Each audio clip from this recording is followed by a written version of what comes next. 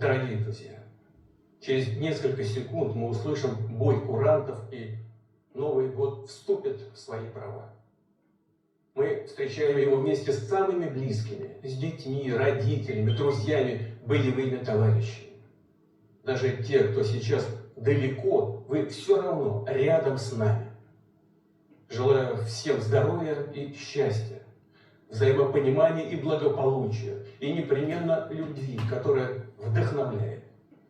Пусть наши традиции, вера, память соединяют все поколения, поддерживают нас всегда и во всем. Мы вместе одна большая семья, сильная и сплоченная.